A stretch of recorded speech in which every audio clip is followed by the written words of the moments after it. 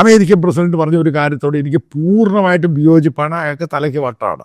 ഒറ്റ കാര്യങ്ങൾ പറഞ്ഞ് ഇന്ത്യ എന്ന് പറയുന്നത് ചത്ത എക്കോണമി, അത് തെറ്റാണ്. അതിനെതിരെ ശക്തമായിട്ട് പോലും പ്രതികരിക്കാൻ ഇന്ത്യൻ പ്രധാനമന്ത്രിക്ക് കഴിഞ്ഞില്ല എന്നതും എടുത്തു പറയാൻ തെറ്റാണ്. അങ്ങനല്ല, ശക്തമായ രീതിയിൽ ഇന്ത്യൻ പ്രധാനമന്ത്രി ആ വാക്കിനെയെങ്കിലും എതിർത്ത് പറയണമായിരുന്നു.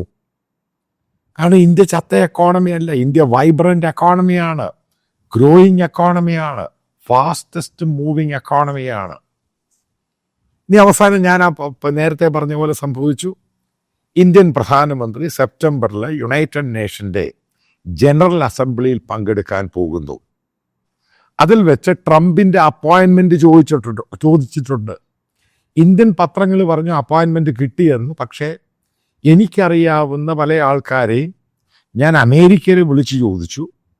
അതായത് വൈറ്റ് ഹൗസുമായിട്ടൊക്കെ അടുത്ത് നിൽക്കുന്ന പത്രക്കാരാണ് അമേരിക്കയിൽ വർക്ക് ചെയ്യുന്നത്. അവർ പറഞ്ഞ് കിട്ടിയിട്ടില്ല. കിട്ടാനുള്ള പോസിബിലിറ്റി കുറവാണ്.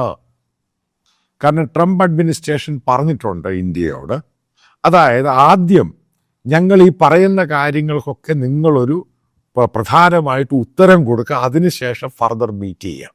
അതുകൊണ്ടാണ് ട്രേഡ് ടോക്സ് പോലും പോസ് ചെയ്തിരിക്കുന്നത്. അത് നിർത്തിവെച്ചേക്കുവാണ്. ട്രേഡ് ടോക്സ് നടക്കുന്നില്ല.